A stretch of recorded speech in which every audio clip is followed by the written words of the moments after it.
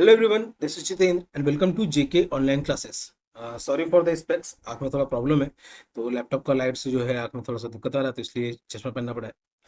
Okay, तो आगे बढ़ने से पहले हम लोग इस वीडियो में चैप्टर 9 डिस्कस करेंगे, जो कि क्लास 7 के साइंस बुक से है। ठीक है, चैप्टर का नाम क्या है?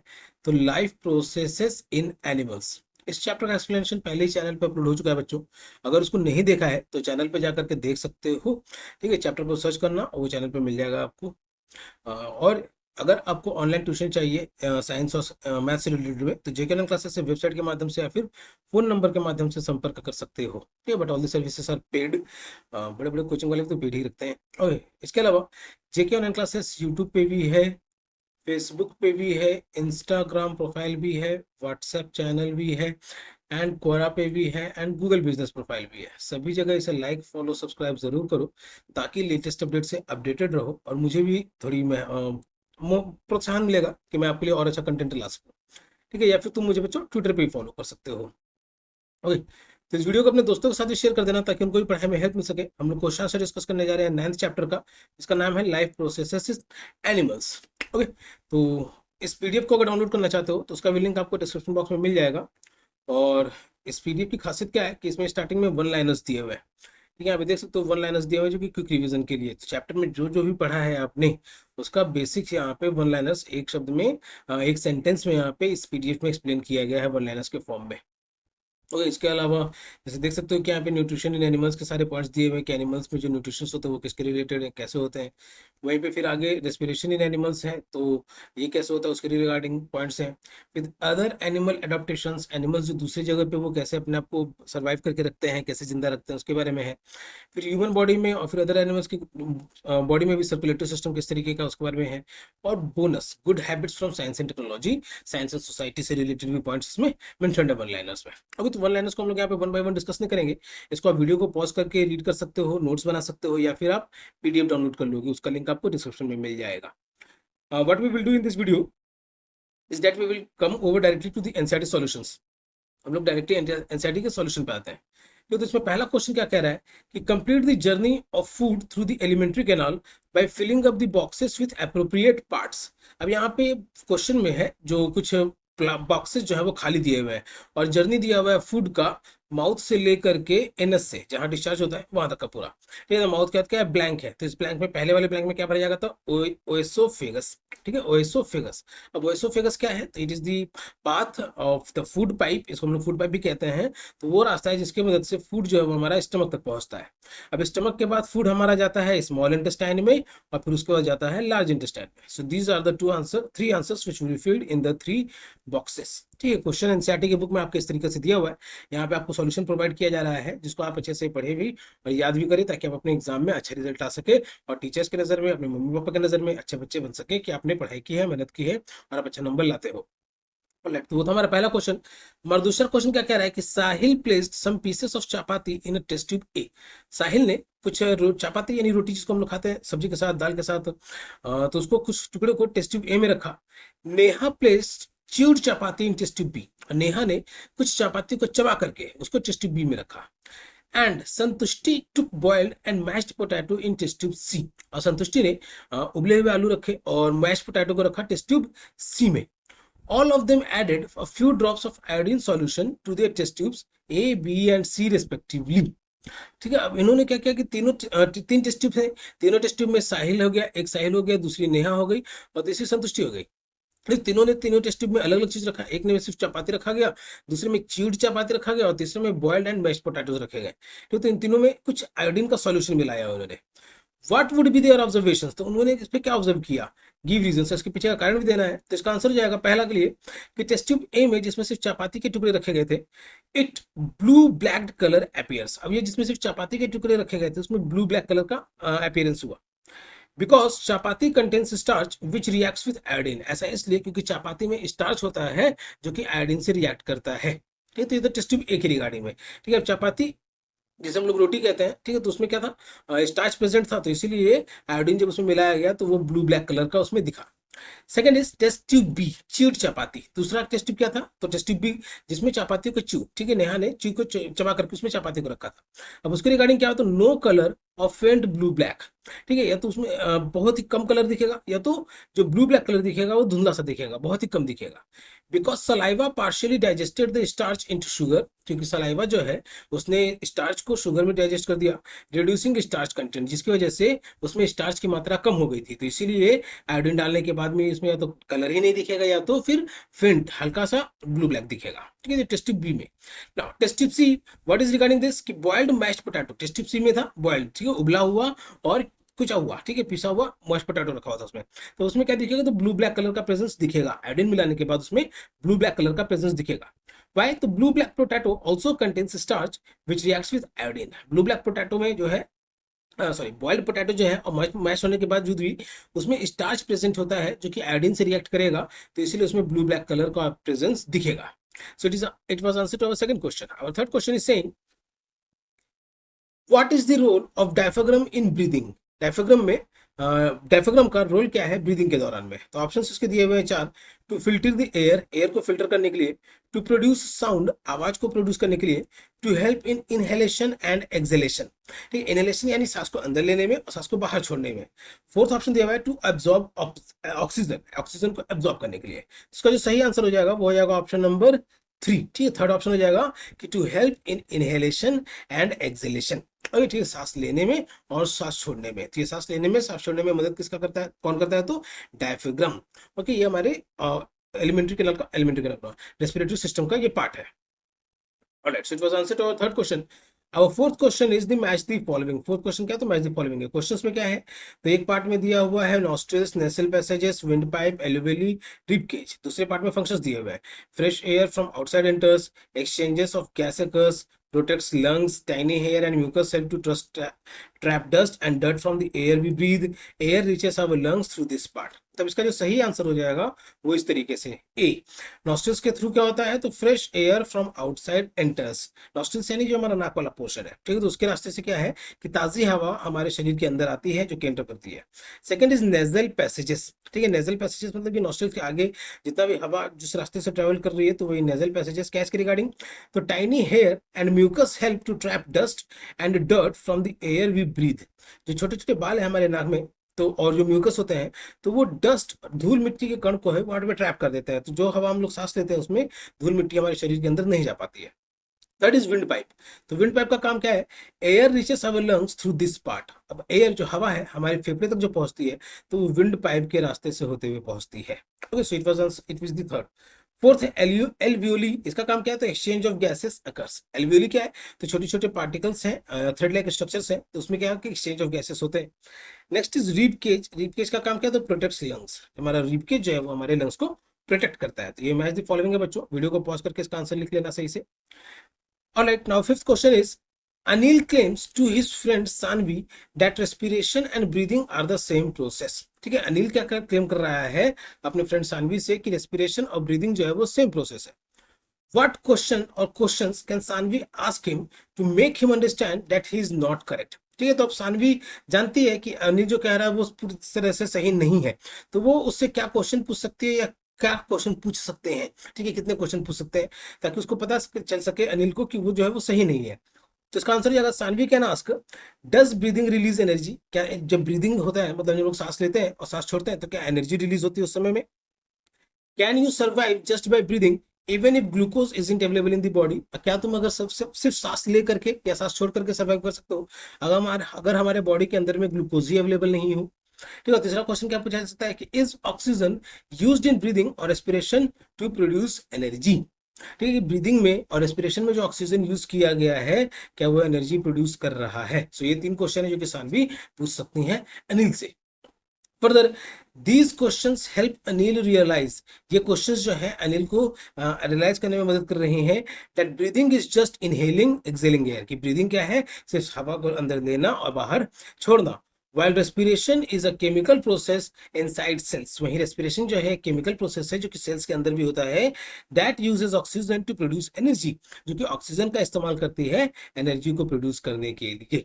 Alright, so these are the questions which can be asked by Saanvi to Anil.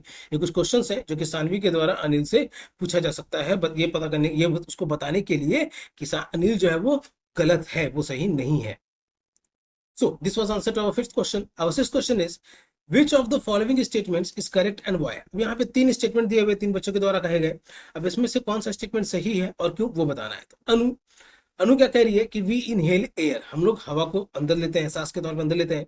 Shanu क्या कह रही है कि वी इनहेल ऑक्सीजन, शानू का कहना है कि हम लोग ऑक्सीजन को इनहेल करते हैं ना। तनु क्या कह रही है कि we inhale air rich in oxygen. तो अब तनु क्या कह रही है कि हम लोग जो हवा सांस लेते हैं वो ऑक्सीजन में रिच होता है। जो करेक्ट स्टेटमेंट रहेगा वो जाएगा तानु के द्वारा कहा गया है, जो कि है कि we inhale air rich in oxygen, हम लोग एयर जो इनहेल करते हैं वो ऑक्सीजन में भरपूर मात्रा में रहती है उसमें। अब इसके पीछे का रीजन क्या है, तो air is a mixture of gases, air जो है वो मिक्सचर ऑफ गैसेस है। वी इनहेल एयर, हम लोग सांस लेते हैं, विच कंटेन्स अबाउट 21% ऑक्सीजन, ठीक है, जो जो हम लोग सांस लेते हैं उसमें लगभग 21% ऑक्सीजन होती है। Since we inhale air rich in oxygen not pure oxygen, ठीक है, तो हम लोग जो ऑक्सीजन जो सांस ले रहे हैं, हवा ले रहे हैं सांस के तौर पे, वो ऑक्सीजन उसमें भरपूर मात्रा में तो प्रेजेंट है लेकिन प्योर ऑक्सीजन नहीं है। तो जो सही स्टेटमेंट हो जाएगा वो तनु के द्वारा कहा गया है कि we inhale air rich in oxygen. So it was answer to our sixth question. Our seventh question is saying we often sneeze when we inhale a lot of dust laden air. हम लोगों से कभी कभार छींक भी निकल जाती है, ठीक है, स्नीज का मतलब क्या होगा कि छींक निकल जाना, तो हम लोग से कभी कभार छींक भी निकल जाती है जब हम लोग ज्यादा धूल मिट्टी वाला हवा को सांस ले लेते हैं। What can be possible explanation for this? तो इसके पीछे का क्या कारण हो सकता है, यही हमें एक्सप्लेन करना है। इसका आंसर क्या हो जाएगा कि sneezing is the body's reflex to expel dust और irritants from the nasal passages. Sneezing यानी छींक जो है ये बॉडी का एक रिफ्लेक्स है, बॉडी का एक प्रतिक्रिया है, ठीक है। बॉडी जो है हमारे बॉडी के अंदर अगर डस्ट और इरिटेंट्स आ जाते हैं तो उसे छींक के माध्यम से उसे बाहर निकालती है नेसल पैसेजेस के through. Tiny hair and mucus in the nasal passage try to trap dust. अब टाइनी हेयर जो हमारे नाक में छोटे छोटे बाल हैं और जो म्यूकस भी प्रेजेंट है नेजल पैसेज नाक के रास्ते में, तो वो डस्ट को ट्रैप करने में मदद करते हैं। But when overwhelmed the body sneezes to clear it out, लेकिन वो जब ज्यादा हो जाती है तो हमारा शरीर जो है छींक के रास्ते से उसे बाहर निकाल देता है और body sneezes to clear it out. Alright, now further it is a defensive mechanism to protect the respiratory tract from harmful particles. अब ये जो स्नीजिंग जो है ये एक डिफेंसिव मैकेनिज्म है, हमारे बॉडी का एक डिफेंसिव मैकेनिज्म है। देखिए हमारे बॉडी के अंदर में अगर हार्मफुल पार्टिकल्स आ जाते हैं तो उसे रेस्पिरेटरी ट्रैक्ट के माध्यम से उसे वो बाहर निकाल देता है। Alright, so it was answer to our seventh question कि we often sneeze when we inhale a lot of dust light air, कि हम लोग कभी-कभार छींक भी देते हैं जब ज्यादा धूल लेकर हमारे शरीर के अंदर आ जाती है तब। Now it was answer to our seventh question. Our eighth question is saying Paridhi and Anusha of grade 7 started running for their morning workout. अब परिधि और अनुषा जो है जो कि क्लास 7 में पढ़ रही है अभी, तो वो लोग अपने मॉर्निंग वर्कआउट के लिए सुबह सुबह दौड़ लगाने लग गई। After they completed their running, ठीक है, अपने दौड़ को कंप्लीट करने के बाद they counted their breaths per minute. अपने दौड़ को कंप्लीट करने के बाद वो 1 मिनट में कितना बार सांस ले रही हैं और सांस छोड़ रही हैं, ठीक है, ब्रीथ के लिए कहा जा रहा है यहाँ पे, तो कितना बार सांस ले रही है और कितना बार सांस छोड़ रही है उसको उन्होंने काउंट किया। Anusha was breathing faster than परिधि, अनुषा जो है वो परिधि से ज्यादा तेजी से सांस ले रही थी। Provide at least 2 possible explanations for why Anusha was breathing faster than परिधि। दो ऐसा पॉसिबल रीजन बताना है कि क्यों अनुषा जो है वो परिधि से ज्यादा तेजी से सांस ले रही थी। तो इसका आंसर जो हो जाएगा कि अनुषा में हैव लोअर स्टेमिना और फिटनेस लेवल। पहला तो ये कि अनुषा का जो है उसका लोअर स्टेमिना हो सकता है, इसका स्टेमिना जो वो कम होगा या फिर फिटनेस लेवल जो वो कम होगा compare to Paridhi, causing her body to need more oxygen and thus breathe faster, जिसकी वजह से उसे ज्यादा ऑक्सीजन की जरूरत पड़ती होगी और इसीलिए वो ज्यादा तेजी से सांस ले रही थी। ठीक है, सेकंड रीजन क्या हो सकता है कि Anusha might have run faster और एक्सर्टेड मोर एनर्जी। ठीक है, हो सकता है दूसरा रीजन ये हो सकता है कि अनुषा जो है परिधि से ज्यादा तेज दौड़ी होगी और वो ज्यादा एनर्जी लगा दी होगी, resulting in higher oxygen demand and increased breathing rate, जिसकी वजह से जब वो रुके हैं तो उसको ऑक्सीजन ज्यादा मात्रा में चाहिए होगा, तो इसीलिए वो और ज्यादा तेजी से सांस ले रही है, जिसकी वजह से उसका ब्रीदिंग रेट भी बढ़ गया। So these are the 2 reasons which can be given for this question. अब ninth question is saying Yadu conducted an experiment to test his idea. Yadu ने एक एक्सपेरिमेंट परफॉर्म किया अपने आइडिया को टेस्ट करने के लिए। He took 2 test tubes A and B and added a pinch of rice flour to the test tubes. अब उसने 2 टेस्ट ट्यूब लिए, ठीक है, A test tube and B test tube, उसमें चावल का आटा डाला, ठीक है, rice flour 2 test tubes, half filled with water and stirred them properly. अब उन दोनों टेस्ट ट्यूब की खास बात थी कि दोनों आधा पानी से भरा हुआ था और उन्हें फिर उसने अच्छे से मिक्स कर दिया, मिला दिया। 2 test tube B he added a few drops of saliva. Test tube B में उसने कुछ सलाइवा के भी ड्रॉप्स मिलाए he left the two test tubes for 35 to 45 minutes, और दोनों टेस्ट ट्यूब्स को 35 से 45 मिनट के लिए उसे छोड़ दिया. After that he added iodine solution into both the test tubes. इसके बाद उसने दोनों टेस्ट ट्यूब में आयोडीन सॉल्यूशन मिलाया. Experimental results are shown in figure 9.15. What do you think he wants to test? ठीक, तो अब याडू जो है वो क्या करना चाह रहा था, तो इसका आंसर हो जाएगा कि Yadu wants to test the action of saliva on starch. Yadu जो है वो सलाइवा का एक्शन टेस्ट करना चाह रहा था स्टार्च पे. अब सलाइवा क्या है, जो थूक, हमारे मुंह में थूक आ जाता है, जो मॉइस्चर है हमारे मुंह में, उसी को यहाँ पे सलाइवा कहा जा रहा है. तो उसका एक्शन जो है वो याडू चेक करना चाहता था स्टार्च पे. तो पहला के रिगार्डिंग क्या कि test tube A shows blue black coloured starch present. तो टेस्ट ट्यूब ए में जो है ब्लू ब्लैक कलर दिखा, जिससे ये पता चलता है कि उसमें स्टार्च है. Test tube B shows no और light blue colour starch broken down by saliva. ठीक है, तो टेस्ट ट्यूब बी में क्या है कि या तो कलर दिखाई नहीं और फिर या फिर लाइट ब्लू कलर दिखा. इससे क्यों? क्योंकि हमारे मुंह से जो स्टार्च सलाइवा जो उसमें मिलाया गया था तो उसने स्टार्च को ब्रेक कर दिया था, तोड़ दिया था. This proves that saliva digest starch into sugar. इससे ये पता चलता है कि सलाइवा जो है वो स्टार्च को शुगर में डाइजेस्ट कर देता है. ओके, तो ये याडू के द्वारा एक्सपेरिमेंट परफॉर्म किया गया था, जिसमें दो टेस्ट लिया था उसने, ए एंड बी, और ए और बी दोनों में उसने राइस फ्लोर मिक्स किया था और दोनों को अच्छे से मिला दिया था. तो टेस्ट बी में क्या था, उसने सलाइवा के फ्यू ड्रॉप्स उसमें मिलाए थे. ठीक है, फिर दोनों को 35 to 45 मिनट्स में एक जगह रख दिया और फिर दोनों ही टेस्ट ट्यूब में उसने आयोडीन सॉल्यूशन मिलाया. आयोडीन सॉल्यूशन मिलाने के बाद क्या होता है, टेस्ट ट्यूब ए में ब्लू ब्लैक कलर का प्रेजेंस दिखा और टेस्ट ट्यूब बी में या तो बिल्कुल भी नहीं दिखा या तो लाइट ब्लू ब्लैक कलर दिखा. ठीक है, तो ब्लू ब्लैक कलर दिखने का कारण क्या था कि उसमें स्टार्च प्रेजेंट है, और जब जिसमें कलर नहीं दिखा तो उसका क्या मतलब हुआ कि उसमें स्टार्च नहीं है. Well, it was answer to our 9th question. Our 10th question is, Rakshita designed an experiment taking two clean test tubes A and B. रक्षिता ने एक एक्सपेरिमेंट को डिजाइन किया है जिसमें उसने दो साफ टेस्ट ट्यूब का इस्तेमाल किया, ए और B, and filled them with lime water as shown in figure. ठीक है, और दोनों में फिर लाइम वाटर भी भर दिया जैसे कि यहाँ पे इस फिगर में दिखाया गया है. इन टेस्ट ट्यूब ए में the surrounding air that we inhale was passed on by sucking air from the pipe. तो टेस्ट ट्यूब ए में क्या है कि आसपास का जो एयर है, हमारा सराउंडिंग का जो एयर है, टेस्ट ट्यूब में पास किया गया एयर से सक करके. ठीक है, सक करके देखोगे तो अरेंजमेंट किस तरीके का है कि एक पाइप जो है लिक्विड में मिला हुआ है और दूसरा पाइप लिक्विड में नहीं मिला हुआ है. तो इसमें से जब एयर को सक किया गया तो बाहर से भी एयर एंटर किया, और जब इस टेस्ट ट्यूब के अंदर आया तो एयर वाटर से भी मिक्स हुआ और फिर जब इस दूसरे वाले पाइप के थ्रू से उसे सक किया गया. वहीं and in test tube B, वहीं टेस्ट ट्यूब बी में the air exhaled was blown through the pipe. ठीक है, दूसरा टेस्ट ट्यूब में क्या किया कि एयर जो है वो पाइप के थ्रू ब्लो किया गया, उसमें फूंक मारा गया. What do you think she is trying to investigate? इससे क्या पता चल रहा है कि वो क्या इन्वेस्टिगेट करना चाह रही है? How can she confirm her findings? और वो जो भी इन्वेस्टिगेट कर रही थी उसे उसमें जो भी हेल्प मिला तो उसको कैसे कंफर्म करेगी वो? तो इसका आंसर हो जाएगा कि Rakshita is trying to investigate the presence of carbon dioxide in exhaled air. Rakshita जो है, जो एक्सपेरिमेंट परफॉर्म कर रही थी, उसमें ये पता करना चाह रही थी कि हम लोग जो हवा सांस छोड़ते हैं उसमें कार्बन डाइऑक्साइड प्रेजेंट होती है. ओके, तो टेस्ट ट्यूब ए के रिगार्डिंग क्या है कि इनहेल्ड एयर जिसमें हवा सांस अंदर लिया गया, तो नो और फेंट मिल्की कलर. ठीक है, तो बिल्कुल भी नहीं दिखेगा कलर चेंज, या फिर उसका मिल्की कलर जो है वो हल्का सा पड़ जाएगा. ठीक है, वहीं टेस्ट ट्यूब बी में जो है, जो हमने सांस छोड़ा, वो टर्न्स मिल्की, वो मिल्की हो जाएगा, दूधिया कलर के बन जाएगा. कंफर्म CO2 प्रेजेंस, जिससे ये कंफर्म हो जाएगा कि उसमें CO2 यानी कार्बन डाइऑक्साइड की मात्रा जो है हमारे द्वारा जो सांस छोड़ी जाती है उसमें प्रेजेंट है. Further, she confirms findings by observing that lime water turns milky in presence of CO2. ठीक, तो ये कंफर्म हो जा रहा है कि लाइम वाटर जो है वो मिल्की फॉर्म में कन्वर्ट हो गया, जो कि CO2 का प्रेजेंस को दर्शाता है. Thus, showing that exhaled air has more carbon dioxide than inhaled air. तो इससे ये पता चलता है कि जो सांस हम लोग छोड़ते हैं उसमें ज्यादा कार्बन डाइऑक्साइड की मात्रा प्रेजेंट है in compare to the air which we inhale. ठीक है, जो हवा हम लोग अंदर देते हैं उसके कंपेयर में. Alright, so this was the question answer discussion.